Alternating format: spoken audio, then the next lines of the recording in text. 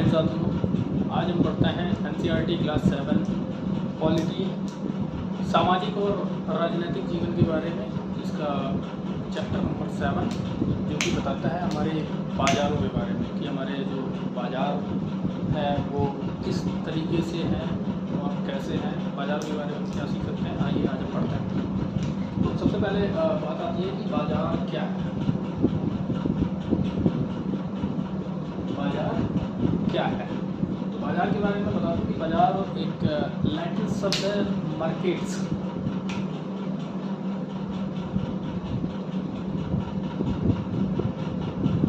इससे यहाँ से आया था मार्केट्स, ठीक है। अब बाज़ार के बारे में एक सीधी सी चीज़ है कि बाज़ार एक ऐसी जगह को बोला जाता है जहाँ पर दो या दो से अधिक व्यक्ति तो अपनी वस्तुओं का और पैसों का आदान प्रदान, वस्तु और पैसे से आदान प्रदान करते हैं।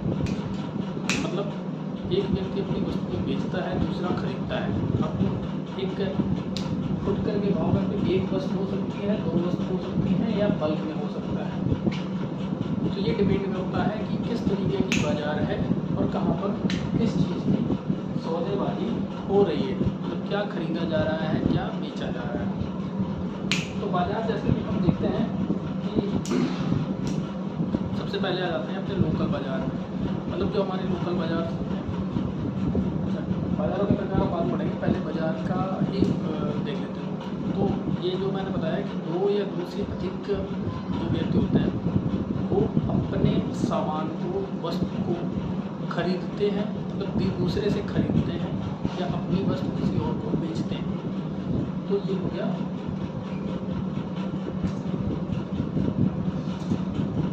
तो इसके बाद आते हैं बाज़ारों के प्रकार। बाज़ार बाज़ार के प्रकार कितने होते हैं, किस टाइप की बाज़ार होती हैं, इसके बारे में।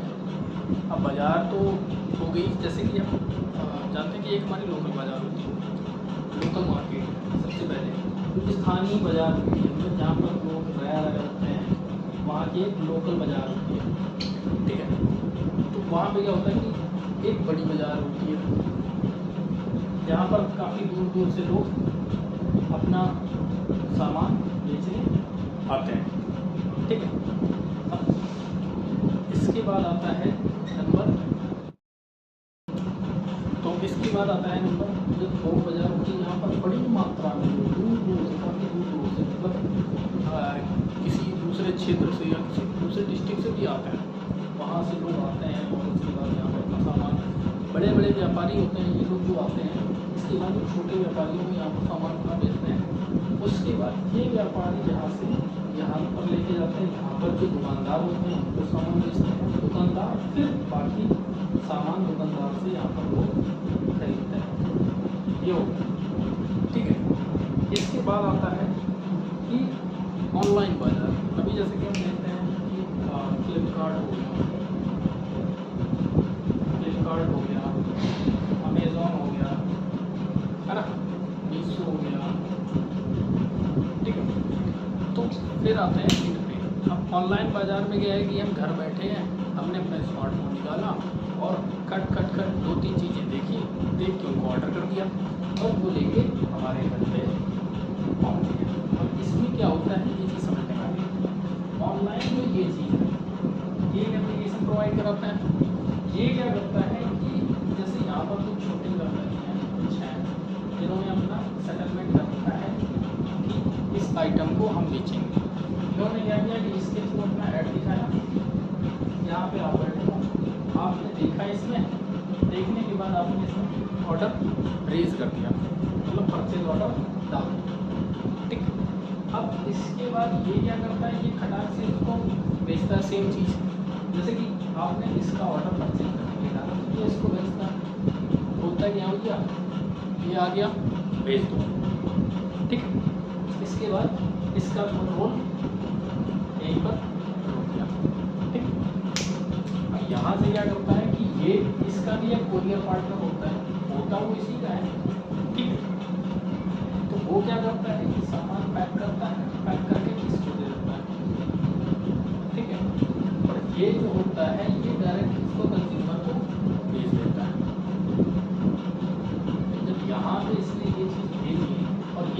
आपने पेमेंट किया यहाँ पे, इसने जो इसका हिस्सा था मान लो 10%, 5% कर दिया, फिर इसने इसको दिया, इसका डिलीवरी चार्जेस मान लो 100 रुपये था, इसने 100 रुपये इसको दे दिया, जो बचा इसका जो चार्जेस है वो इसने फटाक से इसको ट्रांसफ़र कर दिया।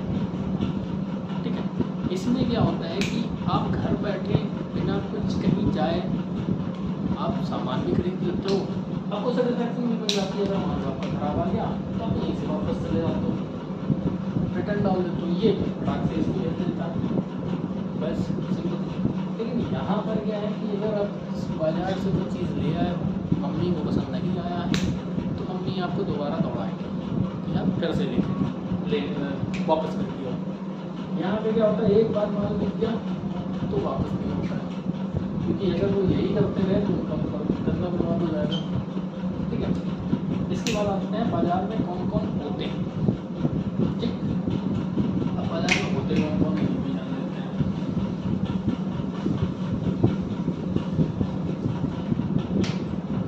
बाज़ार में एक होते हैं क्रेता, ठीक, एक होते हैं विक्रेता, फिर एक यहाँ से और आते हैं जो बीच में रहते हैं, उनको बोलते हैं दलाल। दलाल, अब क्रेता का काम क्या है, क्रेता का काम क्या है, खरीदना। ठीक, विक्रेता का क्या काम है, बेचना। ठीक है, मतलब इसका काम है परचेज करना, ये है इसका काम परचेज करना, इसका काम है सेल करना, और जो ये होता है ये होता है चुकना। मतलब कि अब जैसे कि हमारा आपका ये माल है, सपोज को एक्स आपका माल है, ठीक है, ये वाई है, ये जेड है, ठीक है, तो आपको यहाँ ये मार्केट है, आपको यहाँ पे आप देखिए है, सॉरी ये परचेजर है, ये इसका माल है, ये यहाँ पर लेके आया। ठीक है, अब ये क्या करते हैं कि ये डायरेक्ट उसके पास नहीं जाते हैं, ये कांटेक्ट करते हैं इन भाई साहब को। ये क्या है, बिचौलिए, दलाल। दलाल भाई साहब को उन्होंने कांटेक्ट किया, भाई साहब ये फला सामान हमें खरीदना है, भाई साहब ये भी आते हैं, ये भी इनको कांटेक्ट करते हैं, भाई साहब हमें ये बेचना है। इनका क्या होता है, परसेंटेज फिक्स होता है, परसेंटेज मतलब दलाली। दलाली अगर होता है कि कोई परसेंटेज इन्होंने फिक्स कर दिया, अगर आपने 10,000 का सामान बेचा है तो हमें 10% चाहिए या 5% चाहिए। ठीक, तो भाई साहब का 500 रुपये सीधे सीधे बन गया। तो ये दलाल होते हैं। दलाल क्या करते हैं कि सहूलियत से इनका सामान जल्दी भिजवा देते हैं और इनको सामान जल्दी खरीदवा देते हैं, और जो पैसे का होता है हिसाब किताब लेना देना ये भी इनके थ्रू होता है। तो ये एक बहुत ही स्ट्रॉन्ग कड़ी हो जाती है मार्केट में, क्योंकि इनके इतने कॉन्टैक्ट्स होते हैं, ये अपने कॉन्टैक्ट्स के बल पे मार्केट में एक ऐसा जाल बिछा के रखते हैं। कोई भी सामान, हाँ भाई खरीदना है, ठीक है आ जाओ, हाँ भाई तुम्हें बेचना है आ जाओ, तुम्हें खरीदना तुम्हें बेचना आ जाओ सारे मेरे पास, मैं खरीदवाऊँगा तुम्हें, मैं सामान बिकवाऊँगा, ये सिस्टम है। ओके, तो आगे चलते हैं कि बाज़ार में क्या क्या मिलता है, इसके बारे में हमें क्या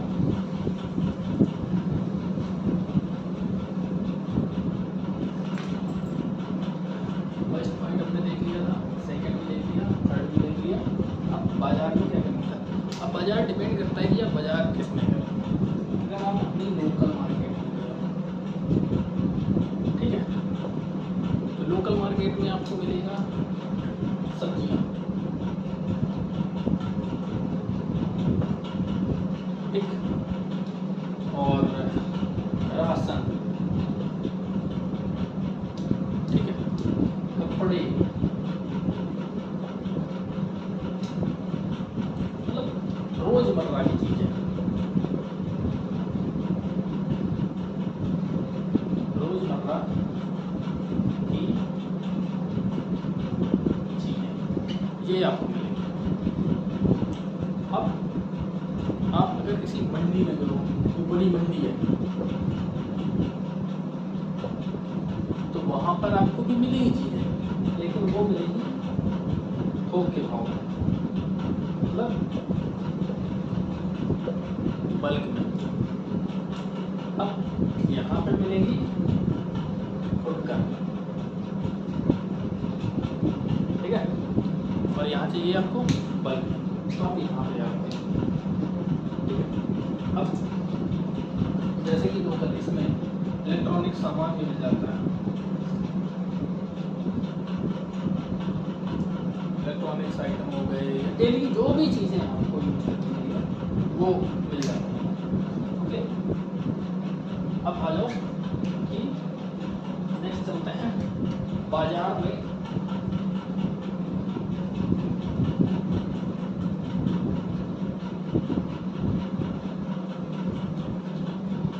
ये हो गया बाजार में कहाँ पर क्या मिल सकता है आपको, क्या होता है, ये सारी चीज़ें आ जाती हैं। अब अगला समझते हैं कि बाजार काम कैसे करता है। सबसे इम्पोर्टेंट चीज़ है बाजार काम कैसे करते हैं। बाजार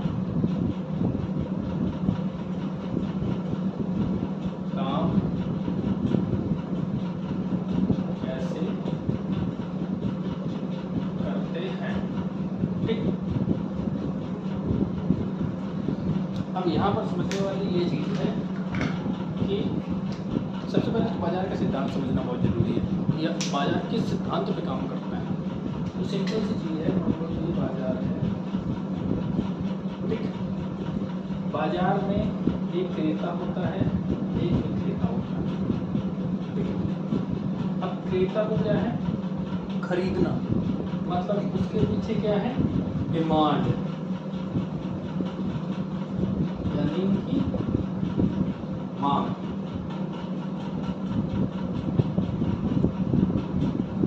उसकी है मांग, ठीक है। विक्रेता को क्या है, बेचना, ठीक है, उसको क्या करना है, पूर्ति, सप्लाई,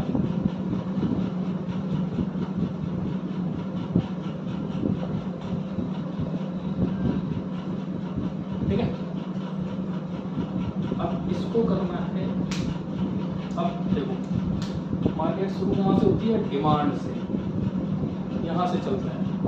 डिमांड हुई, क्रेता पहुँचा कहाँ पर, मार्केट में, ठीक। पहले डिमांड जनरेट हुई, ये यहाँ तक पहुँची, ये यहाँ पर पहुँचा, ये यहाँ, ठीक है।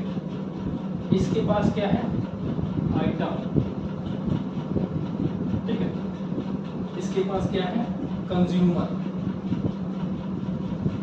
कंज्यूमर क्या करते हैं, डिमांड, आइटम क्या होता है, सप्लाई, आइटम है, सप्लाई के लिए विक्रेता, विक्रेता से पहुंचा मार्केट।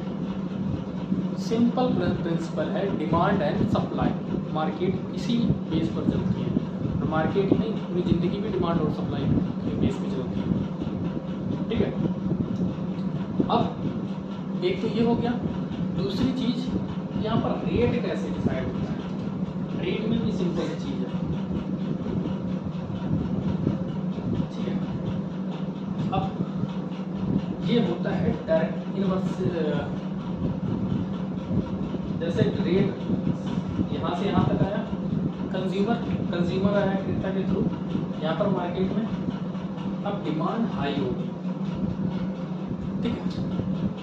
किसी वस्तु की, मान लो एक्स वस्तु है, उसकी जो डिमांड है वो हाई होगी। अगर डिमांड हाई हो गई और सप्लाई जो है वो बराबर रेशियो में नहीं बढ़ी, डिमांड हाई होने के साथ साथ सप्लाई जो है बराबर रेशियो में नहीं बढ़ी, ठीक है, तो प्राइस का क्या होगा, प्राइस बढ़ जाएगा, ठीक है, प्राइस बढ़ जाएगा। और अगर सप्लाई और डिमांड दोनों ही बराबर भी चलते रहे तो दोनों ही बराबर रहे, समझे। और अगर किसी आइटम की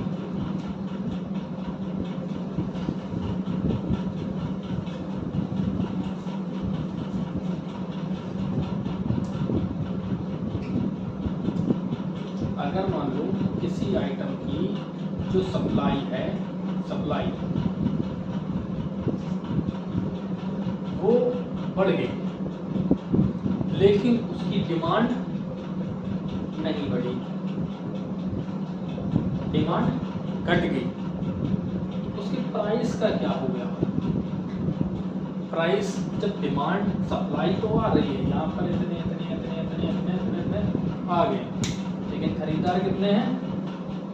बस जब बेचना वाला इतना है, आइटम इतना है, खरीदार मात्र इतने हैं और उनको आइटम भी इतना ही चाहिए, तो क्या होगा?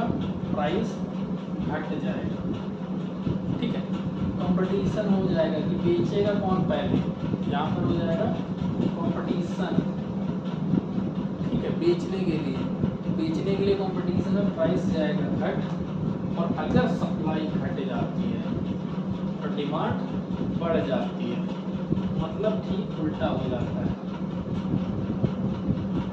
यहाँ पर 3 लोग हैं बेचने वाले, मान लो सपोज करो कि इस तरीके का कोई यूनिट है, उसमें क्वांटिटी है, और यहाँ पर इसके खरीदार बहुत हैं। ठीक है, तो अब कंपटीशन इनके बीच होगा कि कौन ज़्यादा पैसे में खरीदेगा, तो यहाँ पर क्या होगा?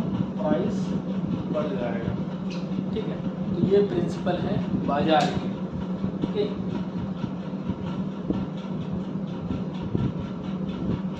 समझिए। अब आगे चलते हैं, अब देखते हैं कि बाजार का महत्व हमारे बारे में क्या है, हमारे जीवन में बाजार का महत्व क्या है, और समाज में बाजार का महत्व क्या है, उस बारे में हम समझेंगे।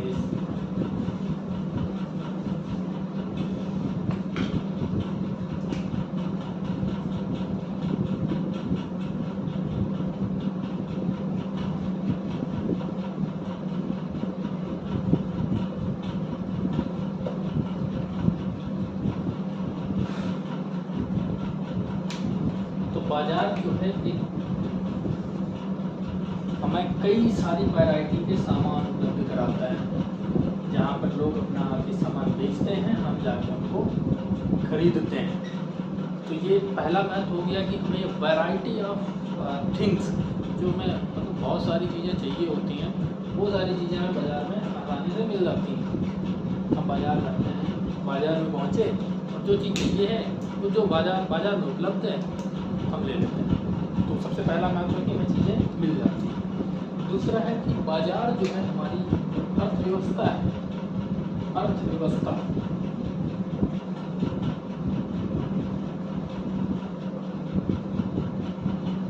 अर्थव्यवस्था को मजबूत करता है। चलो ये समझ लेते हैं कि अर्थव्यवस्था को कैसे मजबूत करता है। अब जैसे मान लो कि सपोज करो एक्स का एक खेत है, ठीक है, खेत में कुछ सब्जियां हैं या कोई फसल है। अब वो फसल कहाँ बेचेगा? वो फसल बेचेगा बाजार में आके, बाजार में फसल बेचेगी, कंज्यूमर के पास रहेगी। ठीक है, ओके। अब बाजार से इसको क्या मिला? मनी, पैसा। पैसा मिलने के बाद ये फिर पहुंचा, तो जब ये मुनाफे में बेच रहा है, ठीक है, जब इसका मुनाफा होगा तो एक्स तो मोटा हो जाएगा, मतलब एक्स के पास पैसा होगा, एक्स की वेल्थ बढ़ेगी। जब एक्स की वेल्थ बढ़ेगी तो सेम क्राइटेरिया में एक्स के अलावा और भी लोग होंगे, वाई होगा जिसका कोई धंधा होगा, कोई सामान बनाता होगा, कोई फैक्ट्री होगी। ठीक है, यहाँ से इसका आइटम आके बाजार में बिकता है, वहाँ से मुनाफा लेके जाता है, समझे। तो ये एक्स वाई जेड जो भी है, इनकी सबकी वेल्थ बढ़ी। जब इनकी वेल्थ बढ़ी तो ये बढ़ी, दूसरी जगह गए, इन्होंने कुछ और सामान खरीदा, ठीक है, वहाँ उस बंदे की भी वेल्थ बढ़ी, मुनाफा उसका वो उसकी वेल्थ बढ़ी। तो ऐसे करके हर एक जगह पर वेल्थ बढ़ रही है। जब पर पर्सन वेल्थ बढ़ रही है तो जब पूरा पॉपुलेशन होगी तो देश की इकोनॉमी बढ़ रही है। तो यार बाजार से, और दूसरी चीज़ कि इसमें फ़ायदा होता है, जैसे इसमें फ़ायदा होता है, जैसे यहाँ से सामान बना, यहाँ से इस बाजार में आया, यहाँ से किसी ने खरीदा, उसको भेज दिया फॉरेन, ठीक है। तो इससे भी देश की इकॉनमी में बढ़ोतरी हो रही है। कभी कभी आपने सुना होगा कि ओले बढ़ गए गाँव में, खेतों में, या ज़्यादा बरसात हो गई, फसल बर्बाद हो गई, तो उससे देश की इकॉनमी पे भी फर्क पड़ता है। अगर वहाँ से फसल यहाँ नहीं आएगी, या कोई भी आइटम जो बन रहा है वो वहाँ से यहाँ नहीं आएगा, यहाँ से आगे नहीं जाएगा, या कंज्यूमर तक ही नहीं पहुँचेगा, तो कंज्यूमर की जो डिमांड है वो पूरी नहीं होगी, तो सरकार जो बैठी हुई है ऊपर, सरकार ये क्या करेगी, ये या तो बाहर से खरीदेगी। एक ही ऑप्शन है, अगर कंज्यूमर की डिमांड नहीं बढ़ रही है, पूरी नहीं हो पा रही है, पहली चीज़ तो जो प्राइस है वो बढ़ जाएगा। दूसरी चीज़ कि सरकार पर पड़ेगा, वो अगर यहाँ पर डिमांड पूरी नहीं कर पाती तो वो कहीं विदेशी मार्केट से, विदेशी बाज़ार से सामान खरीद कर लेके आएंगे, तब वो डिमांड यहाँ पर पूरी करेंगे। तो उसमें क्या होगा कि हमारा जो फॉरेन एक्सचेंज है वो ख़त्म होगा, मतलब विदेशी मुद्रा भंडार जो है वो जाएगा दूसरी जगह से सामान खरीदने में। तो इससे हमारी अर्थव्यवस्था पर भी फर्क पड़ता है, अर्थव्यवस्था हमारी इससे मजबूत भी होती है। अगर हमारे पास अच्छी बाज़ार है, अच्छी बाज़ारों का एक माहौल है, तो हमारी अर्थव्यवस्था भी अच्छी होगी। तो ये था इसका कि बाज़ार का महत्व क्या होगा। और तीसरी चीज़ कि बाज़ार रोजगार का एक अवसर प्रदान करता है। तो ये देख लेते हैं।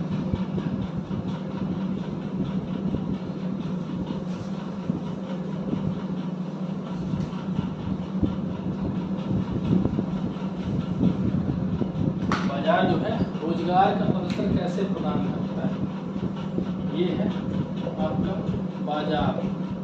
ठीक है, मान लो कि एक एक्स व्यक्ति है, ठीक है, एक वाई व्यक्ति है। एक्स जो है ये है बेरोजगार, ठीक है। वाई क्या है, बिजनेसमैन है, या इसका कोई आइटम है बेचने के लिए, ठीक है। एक्स के पास क्या ऑप्शन हो सकते हैं, या तो वो आके दलाल बन जाए, दलाल बनेगा, इसका सामान बिकवाएगा, ठीक है, इससे कुछ प्रॉफिट कमाएगा, ओके, इससे कुछ ना कुछ प्रॉफिट। दलाल फर्जी में तो करता नहीं है कि फ्री में कुछ भी कर रहा है, ऐसा तो होता नहीं है, कुछ ना कुछ इससे प्रॉफिट कमाएगा। तो यहाँ पर इसको कुछ ना कुछ रोजगार मिला। नहीं तो एक्स आया, एक्स ये वाई आया, वाई ने एक्स को बोला कि इनका जो आइटम है वो यहाँ पर बेचना है, ठीक है, बेचना है। तो उसने एक्स को कुछ पैसे दे दिए कि हाँ ये पैसे लो और इस सामान को आप बेचो, तो यहाँ पर भी इसको रोजगार मिला, ठीक है। अब क्या हुआ, या फिर एक दूसरा तरीका है, जैसे कि वहाँ पर क्या होता है कि ट्रक में सामान आया और ट्रक से उसको दूसरी जगह पहुँचाना, हम यहाँ पर बेच रहे हैं तो यहाँ पर पहुँचाना है, वो यहाँ पर आया। अब इस ट्रक से सामान उतारने के लिए तो लेबर चाहिए, मैन पावर चाहिए, तो ये मैन पावर हो गया, इसको यहाँ भी रोजगार मिला। या फिर वहाँ पर होता है कि जो बड़ी दुकानें होती हैं बाज़ार में, वहाँ पे लोगों को चाहिए होता है बिलिंग के लिए, ये हो गई नॉन स्किल्ड हो गई, ये हो गई स्किल्ड में, तो स्किल्ड लोग, ठीक है, उनको चाहिए। तो ऐसे करके बाज़ार में हम ये भी मान के चलते हैं, ये चीज़ होती है कि बाज़ार में रोजगार के भी अवसर मिलते हैं। अब बाज़ार में, अब आगे बढ़ते हैं, बाज़ार में चुनौतियाँ क्या होती हैं।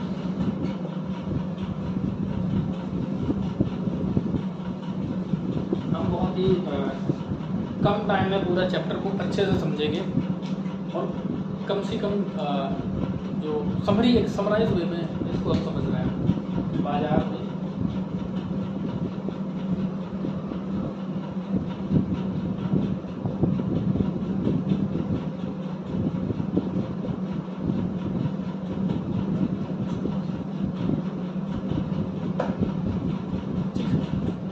बाजार में क्या चैलेंजेस हैं। सबसे बड़ा जो चैलेंज आता है बाजार का कि गुणवत्ता, सबसे बड़ा चैलेंज क्या आता है, गुणवत्ता, ठीक है। धोखाधड़ी,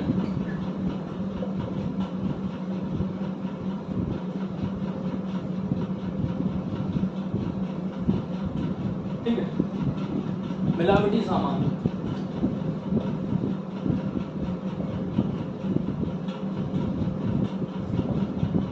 ठीक है, नकली सामान,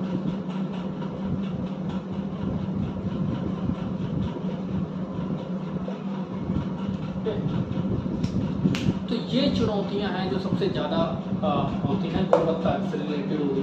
मान लो कि कोई भी चीज़ है, मान लो कोई स्वीट्स है, मिठाई है, मिठाई में क्या होती है, पहले तो गुणवत्ता कि उसकी कितनी जो क्वालिटी है वो कैसी है, इसमें सबसे बड़ी समस्याएं आती हैं। तो बाज़ार में जो नियम कानून होते हैं वो बहुत ही अच्छी तरीके से लागू करवाने होते हैं अगर, और बहुत ही टाइट, मतलब शासन जो है बाज़ार का वो बहुत ही स्ट्रॉन्ग होना चाहिए कि वो इन चीज़ों पर ध्यान दे सके।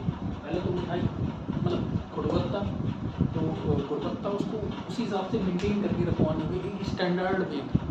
मतलब कई सारे ऑर्गेनाइजेशन होते हैं जो एक स्टैंडर्डाइजेशन अपना रेगुलेट करते हैं, तो उनके थ्रू भी करवा सकते हैं कि जैसे ISO हो गया इस टाइप के। तो कुछ मिठाई एक मैंने एग्जांपल दे दिया, बाकी और भी बहुत चीज़ें। धोखाधड़ी में सबसे ज़्यादा जो लोग शामिल होते हैं वो होते हैं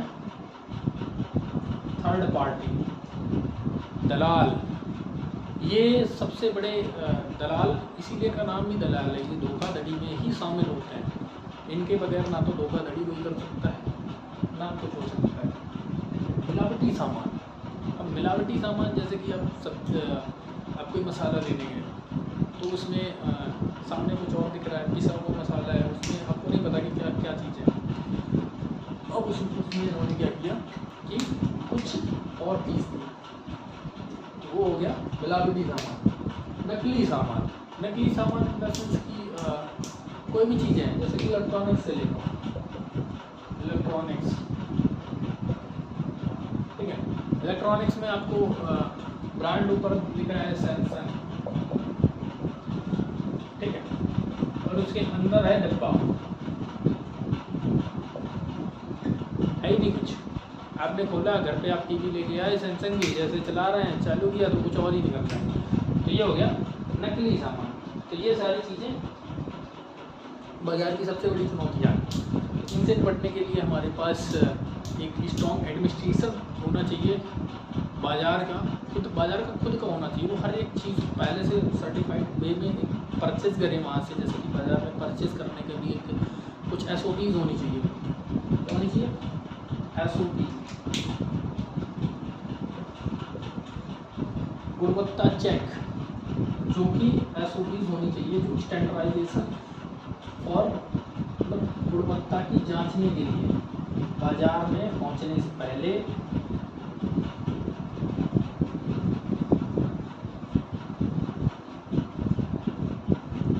गुणवत्ता चेक, ठीक है। बाजार में जैसे ही आप एंट्री कर रहे हो, आपकी पहले क्वालिटी चेक होगी, जो भी आप आइटम बेचने आए हो, क्वालिटी चेक होने के बाद आप अंदर बाजार में ले जा सकते हो, आप वहाँ पर बेचो, ये होना चाहिए। और उसके अलावा जैसे मिलावटी सामान की भी सेम चीज़ है, गुणवत्ता चेक होगी, मिलावटी सामान का पता चल जाएगा कि हाँ ये चीज़ है मिलावटी है, उसको बाज़ार में इंटर ही नहीं करने देना चाहिए। ये स्टैंडर्ड होना चाहिए और स्ट्रिक्ट वे में फॉलो करना चाहिए, ठीक है। नकली सामान सेम चीज़, पहले आप सर्टिफाइड दिखाओ कि हाँ आप सर्टिफाइड कंपनी की तरफ से या सर्टिफाइड चीज़ें बेच रहे हो, आप उसका पूरा ब्यौरा दो, हाँ आप ये हो, आप इसके लिए आप रिस्पॉन्सिबल हो अगर कुछ भी होता है। और एक कंप्लेन सेक्शन होना चाहिए, शिकायत केंद्र,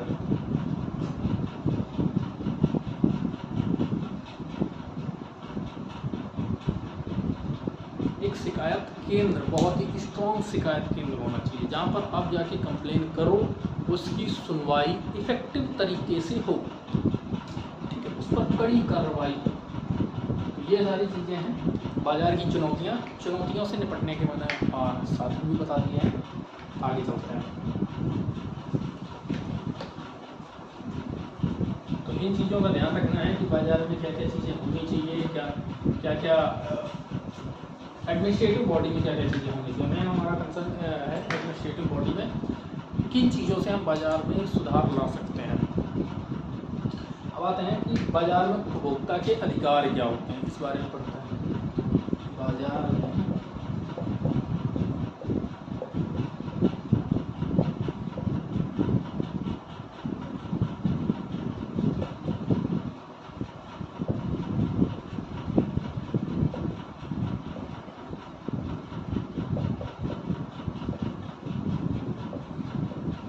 उपभोक्ता के अधिकार क्या होते हैं। ठीक है, उपभोक्ताओं को सुरक्षित एवं गुणवत्तापूर्ण सामान खरीदने का अधिकार है। मतलब जो भी कंज्यूमर है उसको ये राइट है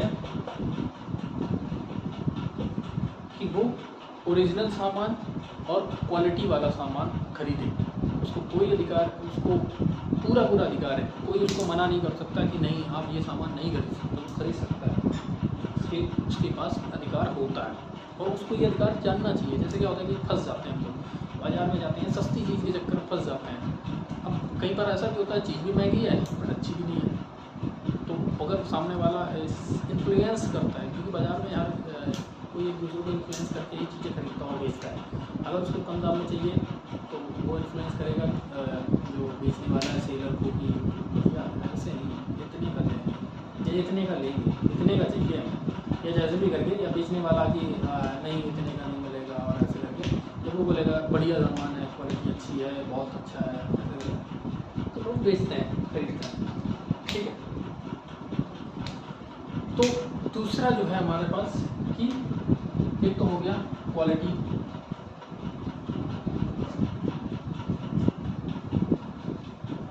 ठीक है, दूसरा हो गया शिकायत करने का अधिकार।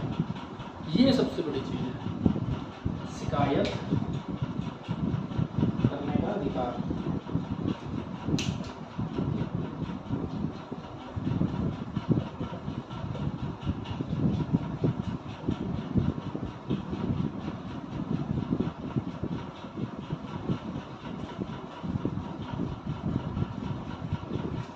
अब शिकायत करने के अधिकार के लिए क्या करना चाहिए? शिकायत करने के अधिकार के लिए शिकायत एक बॉडी होनी चाहिए, स्पेशल शिकायत केंद्र। ठीक,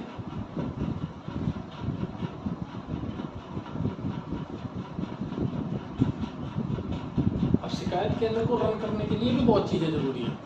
जैसे कि शिकायत केंद्र एक इंडिपेंडेंट बॉडी होनी चाहिए पूरे मार्केट में, जिसपे किसी का वो ना चलता हो, एक तानाशाही नहीं चलती। शिकायत केंद्र के पास इतने अधिकार होना चाहिए कि वो किसी भी सेलर को या बायर को रिस्ट्रिक्ट कर सकता है कुछ चीज़ों के लिए। अगर वो कोई इलीगल सामान बेच रहा है, अगर कोई लोकल सामान बेच रहा है, फर्जी का सामान बेच रहा है, तो इस सेलर को या बायर को, सेलर को या बायर ऐसा कुछ कर रहा है या इस तरीके की एक्टिविटी कुछ कर रहा है, तो उनको बाज़ार में ही स्ट्रिक्ट कर देंगे, मतलब रिस्ट्रिक्शन लगा देंगे, नहीं आप ऐसा नहीं कर सकते हो, या आप आपने अगर ऐसा किया है तो आपके पास लीगल एक्शन क्या है, इनके पास लीगल पावर होनी चाहिए। ठीक है, लीगल पावर सबसे ज़्यादा ज़रूरी है। इनके पास लोकल पावर भी होनी चाहिए कि मतलब अगर किसी बायर को या सेलर को कोई डरा धमका करके सामान बेच या खरीद रहा है, तो उसके ऊपर क्या एक्शन होनी चाहिए। इनके पास एक प्रॉपर SOP होनी चाहिए। ठीक है, हर एक चीज़ से निपटने के लिए कि किस टाइम पे किस चीज़ से निपटने के लिए किस चीज़ की ज़रूरत है, ये जो अधिकार है, और इससे सेटिस्फैक्शन है कंज्यूमर को। कोई भी कंज्यूमर है, सेलर है, बायर है, कोई भी है, अगर उनकी शिकायतें जो हैं प्रॉपर तरीके से सुनने के चैनल होने चाहिए। सबसे बड़ी चीज़ है चैनल, प्रॉपर चैनल, कि अगर यहाँ पर नहीं सुने गए तो इसके ऊपर वो कहाँ जा सकते हैं, किस जगह पर जाके शिकायत करेंगे। ये एक चैन होनी चाहिए हर जगह से, बेस से लेके ऊपर बैठे। उनका सबसे ऊपर कौन है, बीच में कौन है, ये प्रॉपर चैनल टू फॉलो।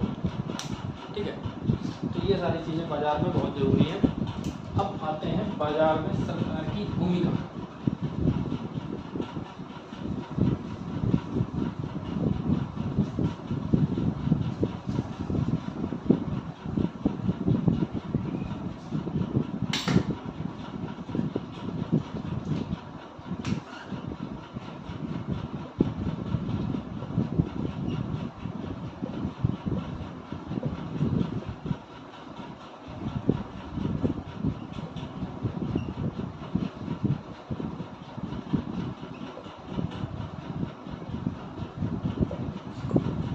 सरकार की क्या भूमिका होती है। ठीक है,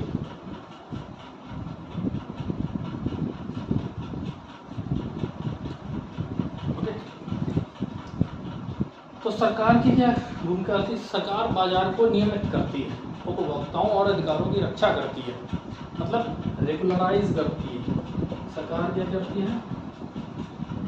रेगुलराइज करती है, जो रूल्स और रेगुलेशंस को लागू करती है कि बाजार में अभी इस ऐसे ही करना चाहिए, या कोई भी पर्टिकुलर कोई भी मतलब लॉ बनाती है, रूल्स बनाती है, कोई कानून बनाती है, तो बाजार में रेगुलराइज करने की पावर होती है किसके पास? सरकार के पास। ठीक है, बाजार में प्राइस कंट्रोल, ये भी भूमिका किसकी होती है? सरकार की। अगर सरकार को लग रहा है किसी पर्टिकुलर एक्स चीज के प्राइस बढ़ रहे हैं, तो उसका find out the reason, find out the reason and kill that problem.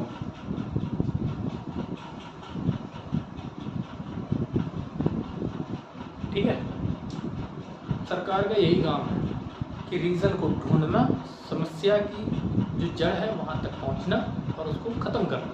अब मान लो कि बाजार में प्राइस कंट्रोल के लिए डिमांड बढ़ गई, ठीक है, और सप्लाई बढ़ेगी, सप्लाई डाउन होगी, डिमांड बढ़ती जा रही है दिन ब दिन। मान लो प्याज है, प्याज की जो डिमांड है वो बढ़ रही है, सप्लाई है वो कम हो रही है। ठीक है, सप्लाई कम हो रही है तो इसके प्राइस बढ़ते जा रहे हैं। तो अब सरकार का क्या? अब यहाँ पर सरकार की भूमिका है पहले तो रीजन फाइंड आउट करना कि सप्लाई क्यों नहीं आ रही है। ठीक है, सप्लाई नहीं आ रही है उसका ना रीजन कुछ भी हो सकता है कि कनेक्टिविटी की प्रॉब्लम है, आइटम मार्केट तक पहुँच नहीं पा रहा है, या फिर जो प्याज का जो उत्पादन है वो कम हो गया है, तो मार्केट में नहीं पहुंच पा रहा है, इसकी वजह से इसके प्राइस आसमान छू रहे हैं। ठीक है, अब सरकार यहाँ पर क्या काम है? सरकार का काम है कि कनेक्टिविटी में अगर प्रॉब्लम है तो कनेक्टिविटी को सुधारना। ठीक है, उत्पादन में कमी आ रही तो उत्पादन की कमी के लिए भी लॉन्ग टर्म पॉलिसीज बनाना, और शॉर्ट टर्म के लिए प्याज की सप्लाई पूरी करना मार्केट। वो कैसे करेगा? किसी और राज्य से खरीदना, सप्लाई पूरी करने के लिए जिस राज्य में सप्लाई ज़्यादा हो रही है वहाँ से खरीदना। पूरे देश में घूमना, अगर देश में भी काम नहीं चल रहा है तो सेंट्रल गवर्नमेंट से कॉन्टेक्ट करके बाहर की किसी देश में जहाँ पर सप्लाई काफ़ी ज़्यादा है वहाँ से कॉन्टेक्ट करके प्याज को मंगवाना। जैसे कि हम भी बेचते हैं, इम्पोर्ट एक्सपोर्ट होता है, तो इम्पोर्ट करके बाजार में सप्लाई पूरी करना, डिमांड पूरी करना और प्राइस को रिवर्ट करना, ये होती है सरकार की मुख्य भूमिका। अब अंतिम पॉइंट पर आते हैं, लास्ट पॉइंट।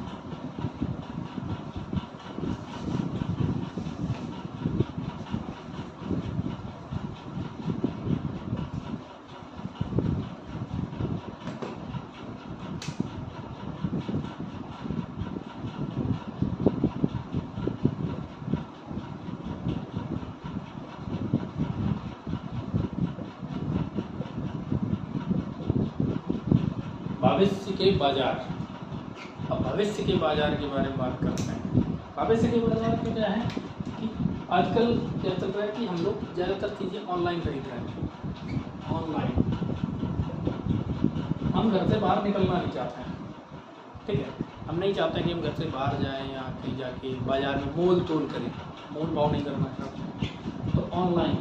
ठीक है,